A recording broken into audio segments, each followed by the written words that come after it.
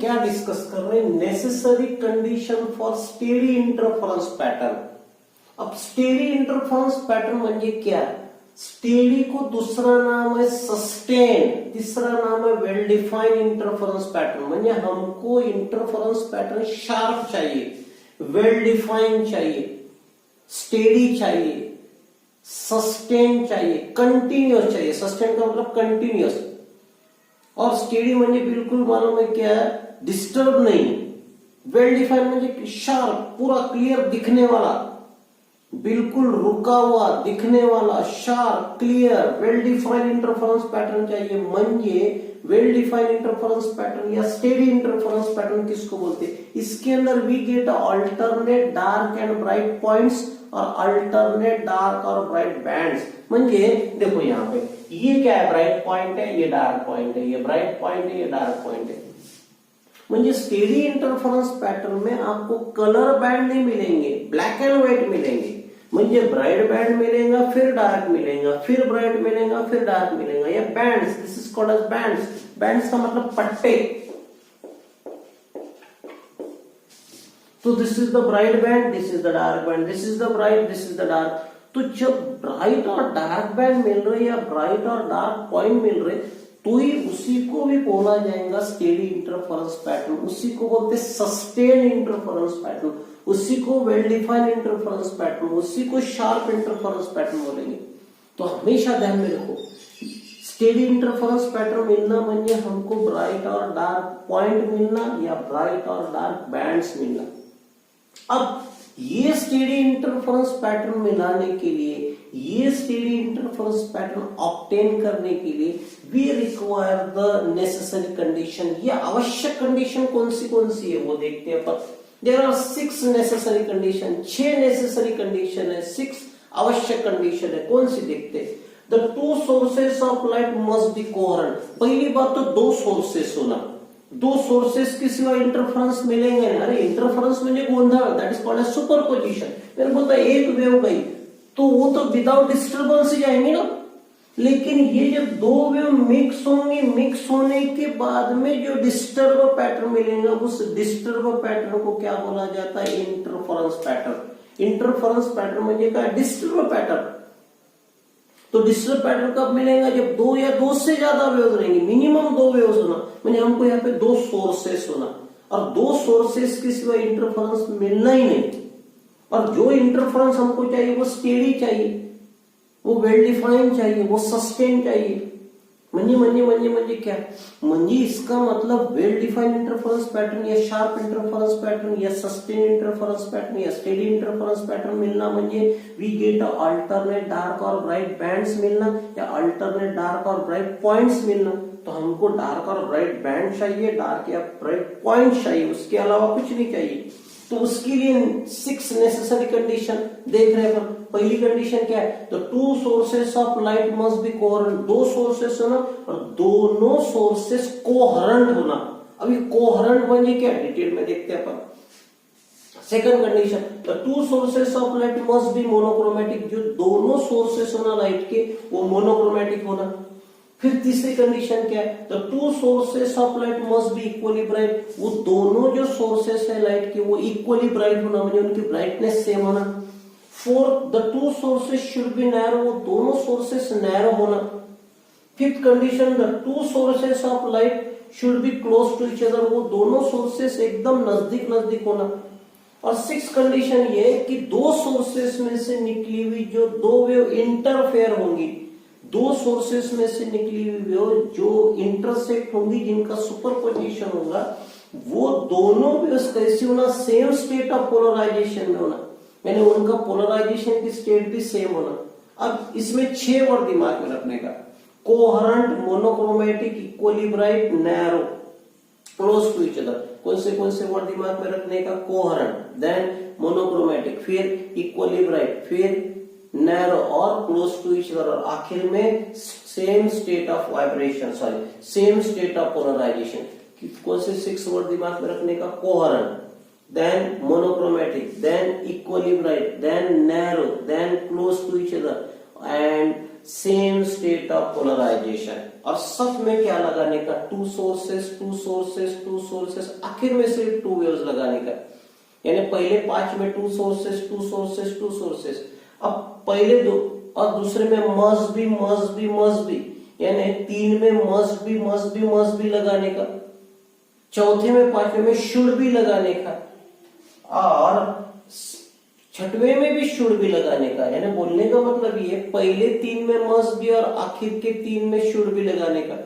Word सिर्फ 6, coherent, monochromatic, equally bright, narrow, close to each other and same state of polarization, two sources, सब में आखिरी में two waves, पहले 3 में मस्ट बी, आखिर के 3 में शुड बी। तो क्या है कंडीशन तैयार, 6 कंडीशन याद हो गई आपको। The two sources must be coherent, the two sources must be monochromatic, the two sources must be equally bright, the two sources should be narrow, the two sources should be close to each other and the two waves should be in same state of polarization। हो गई 6 condition, कुछ नहीं इसके अंदर। अब अपन इसको detail में देखते, इसका पोस्टमार्टम करते। कोहेरेंट म्हणजे क्या होता है, मोनोक्रोमॅटिक म्हणजे क्या होता है, इक्विलिब्राइट म्हणजे क्या होता है, नैरो म्हणजे क्या होता है, क्लोज टू ईच अदर म्हणजे क्या होता है and same state of polarisation म्हणजे क्या होता है देखते। पहली कंडीशन डिस्कस कर रहे हैं, two sources must be coherent. ये कोहेरेंट शब्द कहां से आया देखो, we know the word we called as a collinear, we called as a coplanar, we called as a coaxial, we called as a concentric. ये सब में को शब्द लग रहा है, co collinear, coplanar, coaxial, concentric. Collinear म्हणजे the number of point lies on a single line, ये नंबर ऑफ पॉइंट एक ही लाइन पे होतो म्हणजे कोलिनियर पॉइंट है। कोप्लेनर म्हणजे ये नंबर ऑफ पॉइंट अगर एक ही प्लेन में हो तो we called as a coplanar point. Coaxial म्हणजे यानी ये है 2 सिलेंडर और दोनों सिलेंडर का अगर एक ही एक्सिस है तो we called as a coaxial cylinder. Concentric ये जो नंबर ऑफ सर्कल है लेकिन नंबर ऑफ सर्कल के एक ही सेंटर है, ये सर्कल का भी सेंटर वही है, ये सर्कल का भी सेंटर वही है, ये सर्कल का भी सेंटर वो है, तो ये कॉन्सेंट्रिक सर्कल हुए। तो इसी पर से शब्द बना कोहेरेंट, इसी में भी को है। अब कोहेरेंट सोर्सेस म्हणजे क्या, हम क्या बोलते, हमको स्टेडी इंटरफेरेंस पैटर्न चाहिए। स्टेडी इंटरफेरेंस पैटर्न म्हणजे sharp interference pattern. Sharp interference pattern मिलना म्हणजे we get alternate dark and bright band मिलना या अल्टरनेट डार्क और ब्राइट पॉइंट मिलना। देखो alternate dark and bright point या अल्टरनेट डार्क और ब्राइट बैंड म्हणजे ये ब्राइट बैंड फिर डार्क बैंड, ब्राइट के बाद में ब्राइट नहीं होना, ब्राइट के बाद में डार्क फिर ब्राइट फिर डार्क, पॉइंट भी ब्राइट डार्क, इसको बोलते हैं स्टेडी इंटरफेरेंस पैटर्न। और ये स्टेडी इंटरफेरेंस पैटर्न के लिए पहली कंडीशन क्या है, to sources must be coherent, दोनों सोर्सेस कोहेरेंट होना। अब दोनों सोर्सेस कोहेरेंट कब रहेंगे, the two sources are said to be coherent if phase difference between intersecting waves must be either 0 or constant। दोनों सोर्सेस कोहेरेंट तब रहेंगे कि दोनों सोर्सेस में से निकली हुई waves, I can show here,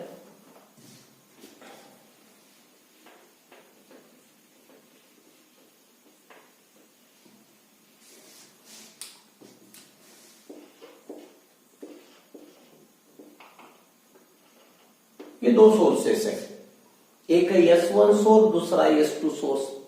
अब ये सोर्स में से एक वेव्स आई, ये दूसरे सोर्स में से दूसरी वेव्स आई और ये दोनों वेव्स यहां पे इंटरसेक्ट हुई, इनका सुपरपोजिशन हुआ, मिक्स हुई, तो इनमें का फेज डिफरेंस का मतलब होता है एंगल का फर्क। फेज म्हणजे एंगल, तो ये दोनों वेव्स के एंगल में का फर्क, एक तो 0 चाहिए नहीं तो कांस्टेंट चाहिए।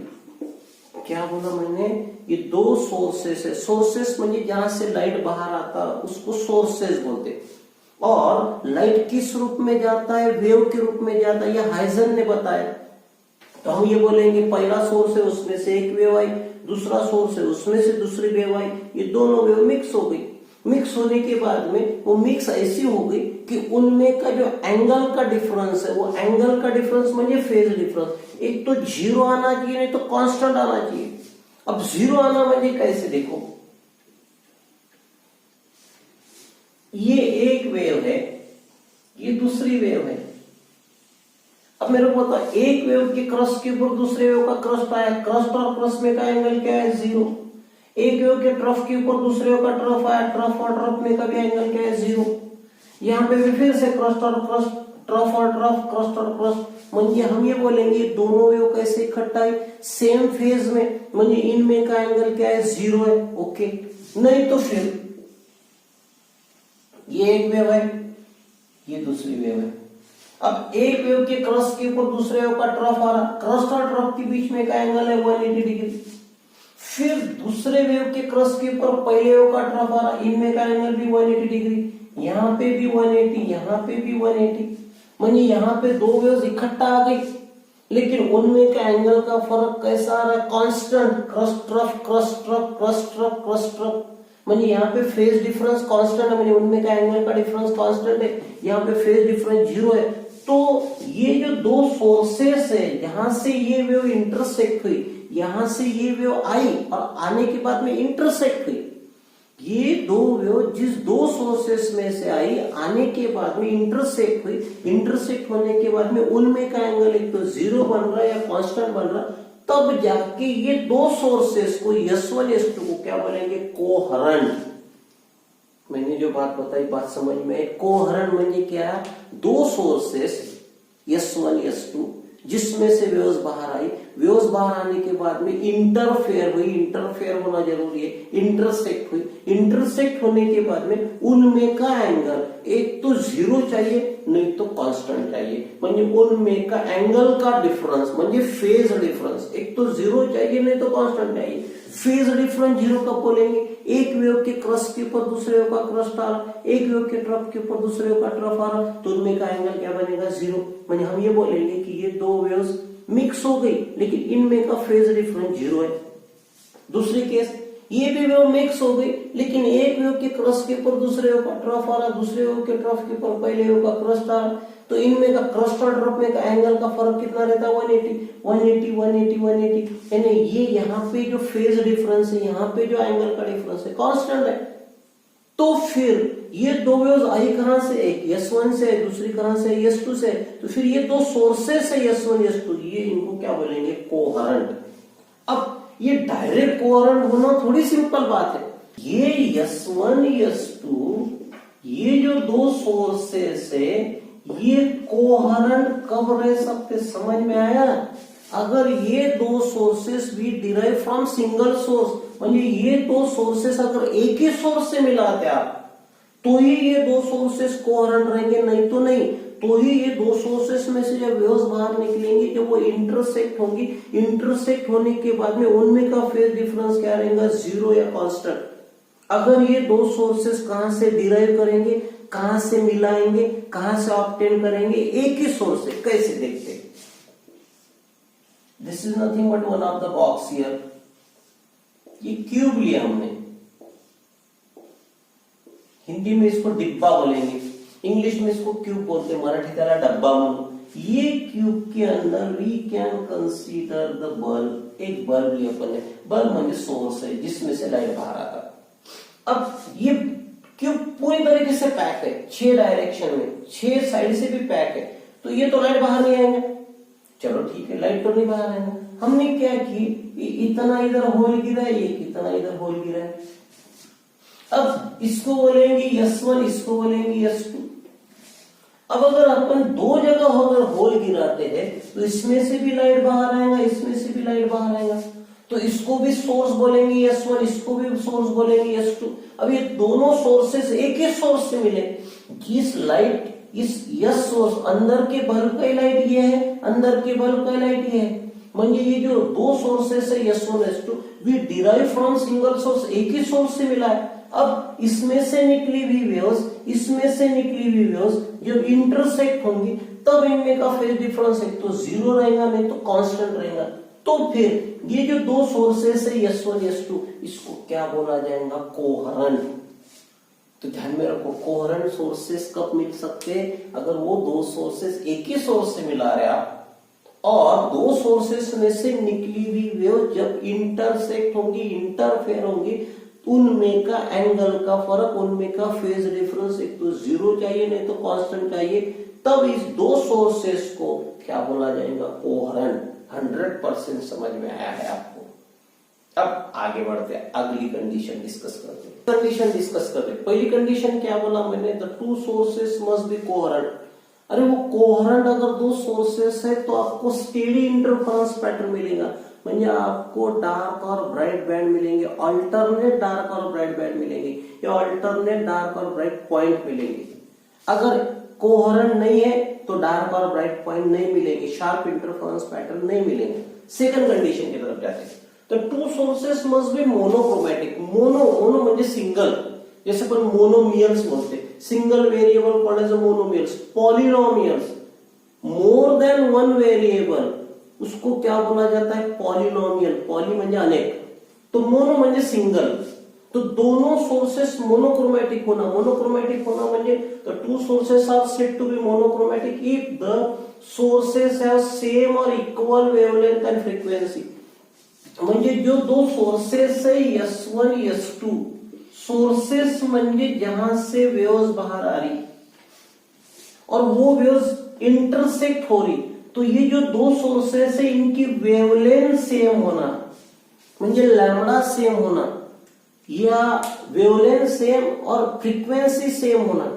वेवलेंथ सेम होना म्हणजे इसका जो कलर है वही कलर दूसरे का होना, क्योंकि कलर अलग तो वेवलेंथ अलग। म्हणजे बोलने का मतलब ये कि पहले सोर्स की वेवलेंथ अगर 4000 एंगस्ट्रॉम यूनिट है, वेवलेंथ लाइट की वेवलेंथ अपन एंगस्ट्रॉम यूनिट में गिनते, तो दूसरे सोर्स की भी वेवलेंथ 4000 एंगस्ट्रॉम यूनिट ही चाहिए।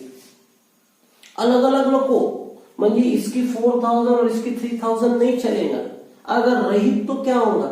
अगर अलग अलग वेवलेंथ, इसकी 4000 है और इसकी 3000 है, तो दो वेव तो मिक्स होंगी, इंटरफेरेंस पैटर्न मिलेगा, but we get a colour band, हमको कलर बैंड मिलेंगे। और कलर बैंड हमको नको, we want only dark and bright band. हमको बैंड कैसे चाहिए? डार्क और ब्राइट। और कलर बैंड मिले तो उसको शार्प इंटरफेरेंस पैटर्न नहीं बोलेंगे, उसको स्टेडी इंटरफेरेंस पैटर्न नहीं मिलेंगे, इसलिए हमको बैंड कैसे चाहिए? डार्क और ब्राइट। और ये डार्क और ब्राइट बैंड कब मिलेंगे? अगर दोनों सोर्सेस की वेवलेंथ सेम हो, दोनों सोर्सेस की फ्रीक्वेंसी सेम हो, म्हणजे दोनों सोर्सेस का सेम कलर हो। और ऐसे सेम वेवलेंथ वाली वेव जब इंटरसेक्ट होंगी तो जो हमको इंटरफेरेंस पैटर्न मिलेगा वो स्टेडी मिलेगा, म्हणजे आपको डार्क और ब्राइट बैंड ही मिलेंगे, कलर बैंड नहीं मिलेंगे। कलर बैंड कब मिलते हैं? अगर वेवलेंथ अलग अलग हो तो। अब फ्रीक्वेंसी म्हणजे क्या होता है? What is the meaning of frequency?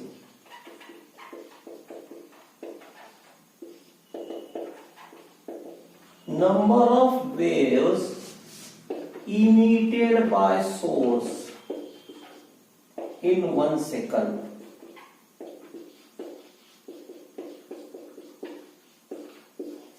What is the definition of the frequency? The number of waves emitted by source in 1 second। म्हणजे ये S नाम का सोर्स है, बल्ब है, बल्ब में से 1 सेकंड में 40 वेव्स बाहर आ रही। कितनी? 40। 1 सेकंड में, 1 मिनट में नहीं, 1 आवर में नहीं। अगर ये सोर्स में से 1 सेकंड में अगर 40 वेव्स बाहर आ रही तो इस सोर्स की फ्रीक्वेंसी क्या हुई? 40 हर्ट्ज। फ्रीक्वेंसी गिनते का है में हर्ट्ज में। अगर ये बल्ब में से 1 सेकंड में 10 वेव्स बाहर आ रही 1 सेकंड में, तो इसकी फ्रीक्वेंसी रहेगी 10 हर्ट्ज। तो what is mean by frequency? Number of waves emitted by source in 1 second. 1 second में वो सोर्स में से कितनी वेव्स बाहर आ रही, 1 सेकंड में वो बल्ब में से कितनी वेव्स बाहर आ रही, उतनी उसकी फ्रीक्वेंसी। 4 वेव्स बाहर आ रही 1 सेकंड में तो उसकी फ्रीक्वेंसी 4 हर्ट्ज। 10 वेव्स बाहर आ रही 1 सेकंड में तो उसकी फ्रीक्वेंसी 10 हर्ट्ज। तो हम क्या बोलेंगे? दोनों सोर्स की फ्रीक्वेंसी भी सेम होना, वेवलेंथ भी सेम होना। यानी एक की फ्रीक्वेंसी 10 हर्ट्ज है तो दूसरी की भी फ्रीक्वेंसी 10 हर्ट्ज ही चाहिए। तो हम क्या बोलेंगे फिर? ये दोनों सोर्सेस क्या हुए? मोनोक्रोमैटिक। और मोनोक्रोमैटिक हुए तो हमको डार्क और ब्राइट बैंड मिलेंगे, म्हणजे स्टेडी इंटरफेरेंस पैटर्न मिलेगा। ये हुई सेकंड कंडीशन। अब थर्ड कंडीशन क्या है? To sources must be equally bright. म्हणजे जो दो सोर्सेस अपन ले रहे S1 और S2, ये दोनों सोर्सेस इक्वली ब्राइट म्हणजे इनकी ब्राइटनेस सेम होना। ब्राइटनेस सेम होना म्हणजे इनकी इंटेंसिटी सेम होना, इनका एम्पलीट्यूड सेम होना। कब बोलेंगे? अरे एक बल्ब अगर 100 वैट का है तो दूसरा भी बल्ब 100 वैट का ही होना।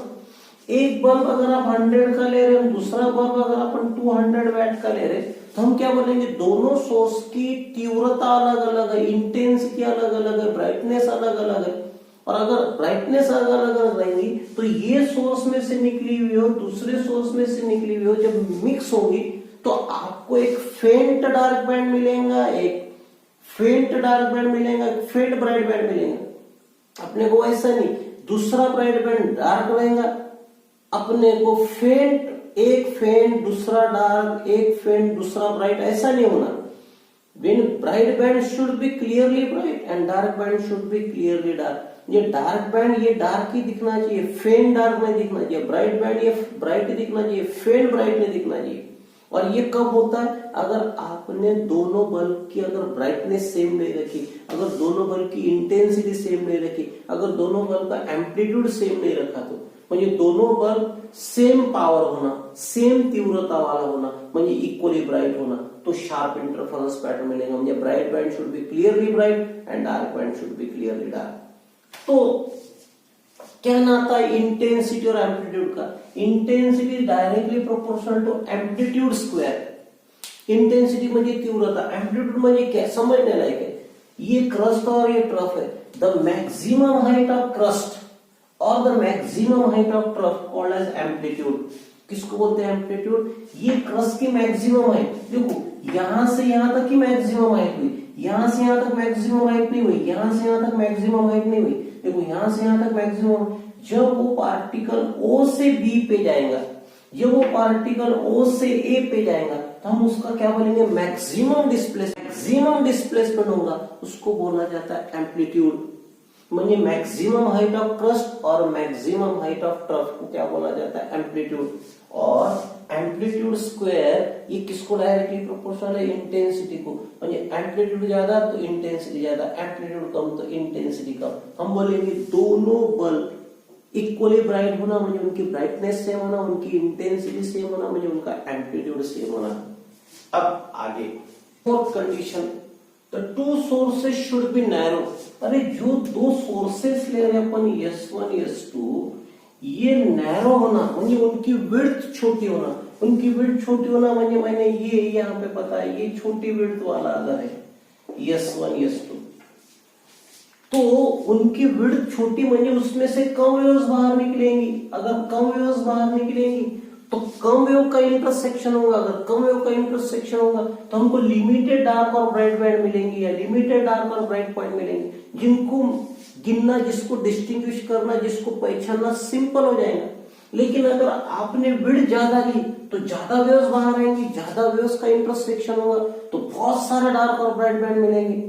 तो फिर बहुत सारे डार्क और ब्राइट बैंड मिलेंगे तो उसमें मालूम है क्या, अपने को गिनना या फिर उसको डिस्टिंग्विश करने में दिक्कत जाती, तो उसको शार्प इंटरफेरेंस पैटर्न नहीं बोलते। शार्प इंटरफेरेंस पैटर्न म्हणजे लिमिटेड डार्क और ब्राइट बैंड। ब्राइट बैंड ये जो होना वो डार्क और ब्राइट ही होना, कलर नहीं। तो इसलिए दोनों सोर्सेस कैसे होना? नैरो, म्हणजे उनकी विड्थ जितनी कम रहेंगी उतनी अच्छी, म्हणजे लिमिटेड वेव्स बाहर आएंगी। लिमिटेड वेव्स अगर मिक्स होती है तो आपको लिमिटेड डार्क और ब्राइट बैंड मिलेंगे। Now next fifth condition, two sources should be close to each other. अरे बाबा ये दोनों सोर्सेस नजदीक नजदीक होना। ये एक सोर्स यहाँ पे, एक सोर्स दूर, तो ये नहीं जमेगा। क्यों? अगर दो sources are very away from each other, what happen, ये यहां से निकली हुई वेव्स यहां से निकली हुई इंटरसेक्ट होंगी, लेकिन ये जो डार्क और ब्राइट पॉइंट है या डार्क और ब्राइट बैंड है, ये ओवरलैप होंगे। इनके बीच में सफिशिएंट अंतर नहीं रहेगा, इनके बीच में सफिशिएंट डिस्टेंस नहीं रहेगा, म्हणजे वो मिक्स होंगे, फिर पहचानना मुश्किल हो जाएगा। यानी ये डार्क बैंड के ऊपर ब्राइट बैंड आया, और ब्राइट बैंड के ऊपर डार्क बैंड आया, ओवरलैप हुए, उनके बीच में गैप होना। देखो ये ब्राइट बैंड गैप, फिर डार्क बैंड, फिर गैप, यानी वो हमको प्रॉपर दिखेगा, हमको समझ में आएगा कब, अगर दो सोर्सेस अगर आप नियर लेते, नजदीक नजदीक लेते, तो उनके बीच में अच्छी गैप रहेंगी, सफिशिएंट सेपरेशन रहेगा। म्हणजे ये ब्राइट है, ये डार्क बैंड है, फिर गैप, फिर ब्राइट, फिर डार्क। या ऐसा ना हो, ये ओवरलैप कब होंगे, अगर दो सोर्सेस बहुत दूर है तो, इसलिए दोनों सोर्सेस क्लोज होना, नियर होना, ताकि ब्राइट और डार्क बैंड के बीच में प्रॉपर गैप मिले, सफिशिएंट सेपरेशन मिले, क्योंकि we want a steady interference pattern. And the last condition is what,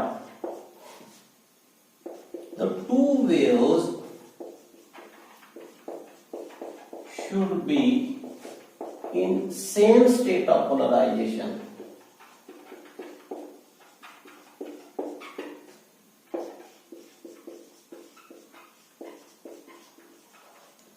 क्या बोलते हैं अपन, the two waves should be in same state of polarization. जो दो वेव मिक्स हो रही है उनका पोलराइजेशन की स्टेट सेम होना। पोलराइजेशन की स्टेट सेम होना म्हणजे ये देखो, हम यहाँ पे ये पोलराइज है, इसमें डॉट डॉट बताया, या फिर इसमें डबल साइड एरो बताया, this is the polarise wave, this is the polarise light, ये भी पोलराइज लाइट है, ये भी पोलराइज लाइट है। तो फिर अगर डॉट डॉट वाली वेव है तो दूसरी भी वेव डॉट डॉट वाली होना, और अगर डबल साइड एरो वाली एक वेव है तो दूसरी भी वेव डबल साइड एरो वाली होना, तो ही मालूम है कि हमको शार्प इंटरफेरेंस पैटर्न मिलेगा, नहीं तो नहीं। तो हमारी ये सब कंडीशन समाप्त हो गई, और ये अगर 6 कंडीशन अगर दो सोर्सेस सेटिस्फाई करते, वेरीफाई करते, तो we get a steady interference pattern. बाकी का देखते हैं।